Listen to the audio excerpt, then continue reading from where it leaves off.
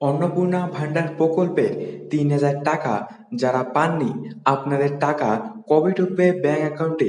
ইতিমধ্যেই অনেকেই অন্নপূর্ণা ভান্ডার প্রকল্পের ৩,০০০ টাকা ব্যাংক অ্যাকাউন্টে পেয়ে গেছেন। কিন্তু যাদের যাদের ব্যাংক অ্যাকাউন্টে এখনো এই অন্নপূর্ণা ভান্ডার প্রকল্পের ৩,০০০ টাকা ক্রেডিট হয়নি, আপনারা কবে পাবেন অন্নপূর্ণা ভান্ডার প্রকল্পের টাকা? আজকের এই ভিডিওটি সম্পূর্ণ দেখলেই আপনারা বুঝতে পারবেন আপনাদের ব্যাংক অ্যাকাউন্টে কবে ঢুকবে এবং কারা বাদ পড়তে চলেছে অন্নপূর্ণা ভান্ডার প্রকল্প থেকে। তো কি কি নতুন আপডেট সামনে এসেছে আজকের এই ভিডিওতেই আমরা আলোচনা করব অন্নপূর্ণা ভান্ডার প্রকল্প নিয়ে এবং আপনাদেরকে প্রমাণ সমেত দেখিয়ে দেব তো কি কি নতুন আপডেট সামনে এসেছে অন্নপূর্ণা ভান্ডার নিয়ে। চলো দেখে নিন। আজকের আমরা কথা বলবো রাজ্যের সবচেয়ে আলোচিত প্রকল্প অন্নপূর্ণা ভান্ডার, অন্নপূর্ণা যোজনা নিয়ে। অনেকেই টাকা পেয়ে গেছেন, কিন্তু লক্ষ লক্ষ মহিলা এখনো অপেক্ষায় আছেন কবে ঢুকবে, কারা পাবেন, কারা পাবেন না, আর যাদের নাম তালিকা থেকে বাদ পড়েছে তারা কি করবেন। আজকের ভিডিওতে আমি একদম ধাপে ধাপে সব ক্লিয়ার করে দেব। তারিখ, পোর্টাল, যোগ্যতা, সপ্তাহে। ভিডিওটি শেষ পর্যন্ত দেখুন। রাজ্য সরকারের হিসেবে অনুযায়ী অন্নপূর্ণা যোজনায় মোট ১,৮০,০০,০০০ আবেদন জমা পড়েছিল। তার মধ্যে ১,৬২,০০,০০০ আবেদনকারীর নথি যাচাইয়ের কাজ ইতিমধ্যেই শেষ হয়ে গেছে। আধার সংক্রান্ত তথ্যের গরমিলের কারণে প্রায় ১৭ লক্ষ আবেদন বাতিল হয়ে গেছে। চূড়ান্তভাবে প্রায় ১,৪৫,০০,০০০ মহিলা যোগ্য হিসেবে তালিকায় অন্তর্ভুক্ত হয়েছে। তো বন্ধুরা, যারা ভাবছেন আমার টাকা কেন ঢুকলো না, তার একটা বড় কারণ হতে পারে আধার লিঙ্কের সমস্যা অথবা যাচাই এখনো সম্পূর্ণ হয়নি।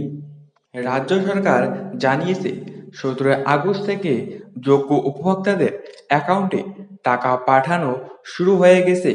নারী ও শিশু কল্যাণ দপ্তরের প্রতিমন্ত্রী সুমনা সরকার নিজে জানিয়েছেন ২০ আগস্ট পর্যন্ত ধাপে ধাপে মহিলাদের অ্যাকাউন্টে টাকা ঢুকতে থাকবে। অর্থাৎ যাদের এখনো ঢোকেনি তারা একদম হতাশ হবেন না। ডিবিটি অর্থাৎ ডাইরেক্ট বেনিফিট ট্রান্সফার পদ্ধতিতে এই প্রক্রিয়া ব্যাজ ধরে ধরে চলছে। সবার অ্যাকাউন্টে একদিনে টাকা যায় না। এবার সবচেয়ে গুরুত্বপূর্ণ অংশ, যাদের নাম তালিকায় নেই বা টাকা ঢোকেনি তাদের জন্য মুখ্যমন্ত্রী ঘোষণা করেছেন ১৯ আগস্ট থেকে অন্নপূর্ণা যোজনার পোর্টাল ফের খুলে যাচ্ছে। এই পোর্টালে দুটো বড় সুবিধা থাকছে। প্রথম, যাদের নাম বাদ পড়েছে তারা কারণ জানতে পারবেন, কেন তাদের আবেদন বাতিল হলো বা আটকে আছে। দ্বিতীয়, নতুন করে আবেদনের সুযোগ।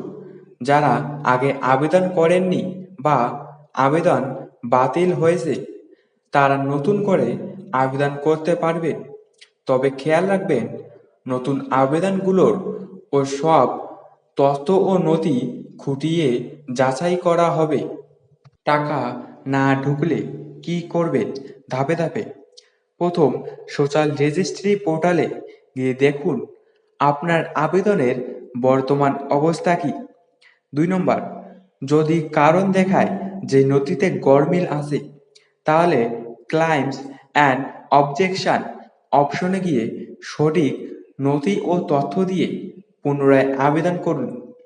৩ নম্বর, পুনরায় ভেরিফিকেশন সম্পূর্ণ হলে এবং যোগ্য বিবেচিত হলে আপনার ব্যাংক অ্যাকাউন্টে টাকা পাঠানো হবে। এই সুবিধা মূলত তাদের জন্য যারা ১০ জুলাইয়ের মধ্যে আবেদন করেছিলেন কিন্তু ভেরিফিকেশনে সমস্যা হয়েছে। একটা বড় আপডেট, সরকার প্রকল্পের বাজেট বরাদ্দ বাড়িয়ে দিয়েছে।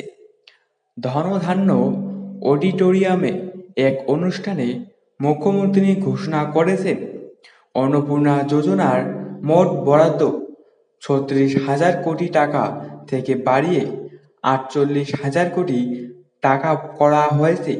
এর কারণ হিসেবে বলা হয়েছে প্রকল্পের পরিধি এবং উপভোক্তার সংখ্যা ক্রমশ বাড়ছে, তাই বাজেট বাড়ানো প্রয়োজন হয়েছে।